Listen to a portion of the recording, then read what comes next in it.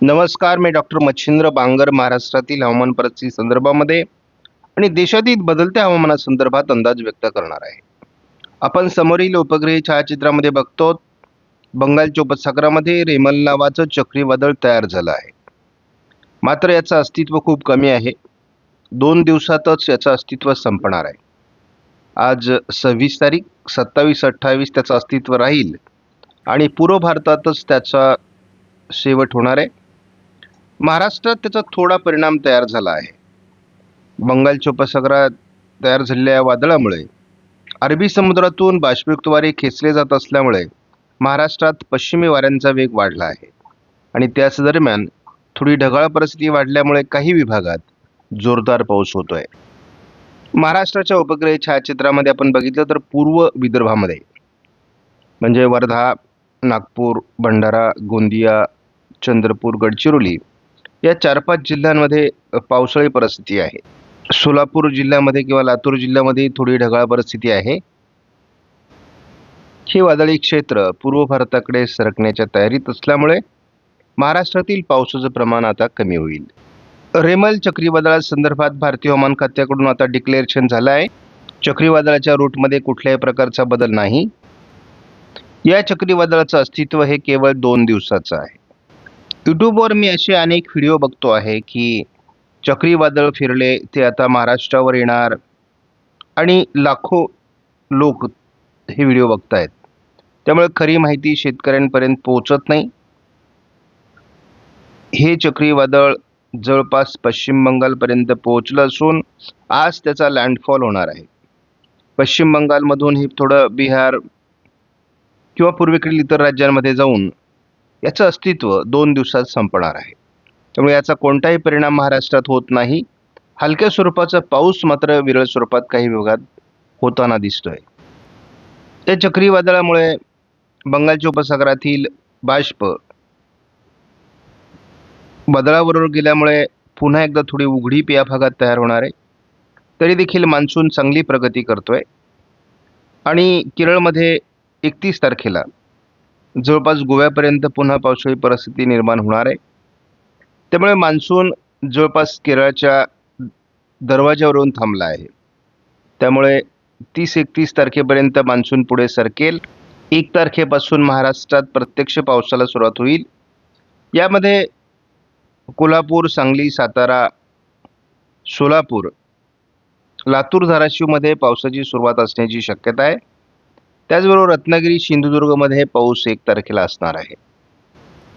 महाराष्ट्रामध्ये खास करून उत्तर महाराष्ट्र, मध्य महाराष्ट्र, मराठवाड्याचा पश्चिमी भाग, दक्षिण कोकण या ठिकाणी 2 तारखेला म्हणजे 2 जूनला पाऊस सुरू होणार आहे.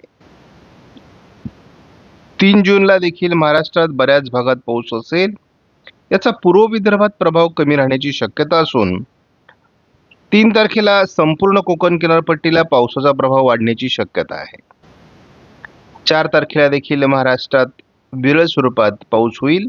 मुंबई आणि परिसर किंवा संपूर्ण कोकण किनारपट्टीत कधीही यापुढे आता मान्सून पूर्व सरी होऊ शकतात. त्यामुळे त्या दृष्टीने आता कोकणवासियांनी आणि मुंबईकरांनी तयारीत असलं पाहिजे.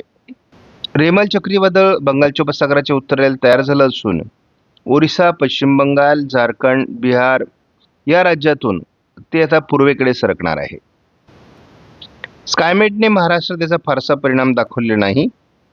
मात्र 30 तारखेला दक्षिण कोकणात म्हणजेच रत्नागिरी, सिंधुदुर्गमध्ये पावसाची शक्यता वर्तवली आहे. केरळमध्ये जोरदार पाऊस 30 तारखेला असेल. 31 तारखेला केरळमध्ये मान्सून दाखल होण्यास अनुकूल स्थिती निर्माण होते आहे. महाराष्ट्रात 1 तारखेपासून पावसाला सुरुवात होईल.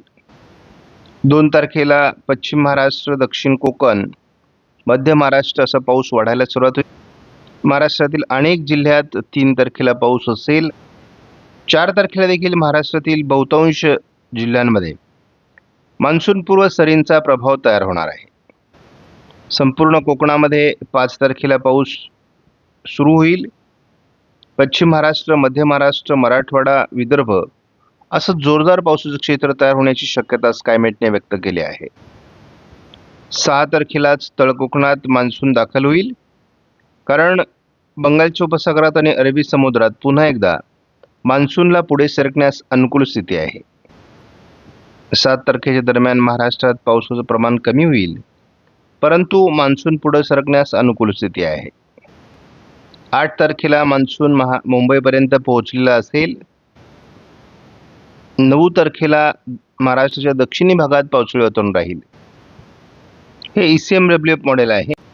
चक्रीवादळाचं अस्तित्व 28 तारखेपर्यंत पूर्व भारतात राहील. त्यामुळे थोडा वाऱ्यांचा वेग महाराष्ट्रात जाणवेल. 29 तारखेपासून कोकण किनारपट्टीला ढगाळ वातावरण तयार व्हायला सुरुवात होईल. केरळपासून पुन्हा जोरदार पावसाला सुरुवात 30 तारखेला होईल.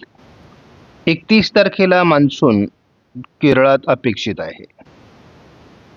1 तारखेपासून महाराष्ट्रात पावसाला सुरुवात होईल. या मान्सून पूर्व सरी असतील. 2 तारखेला महाराष्ट्रातील पावसाचं प्रमाण वाढण्याची शक्यता आहे. हा पाऊस महाराष्ट्रामध्ये संपूर्ण कोकण, पश्चिम महाराष्ट्रातील सर्व जिल्हे, मध्य महाराष्ट्रातील सर्व जिल्हे, मराठवाड्याच्या पश्चिमी भागात असण्याची शक्यता आहे. 3 जूनला याचं प्रमाण मोठ्या प्रमाणात वाढेल. 4 जूनलाही महाराष्ट्रात मोठे पावसाळी प्रमाण राहील. जवळपास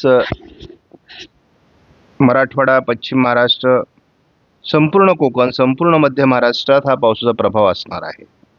थोडं विदर्भ, पूर्व मराठवाडा, उत्तर महाराष्ट्रात याचं प्रमाण कमी दाखवलं जात आहे.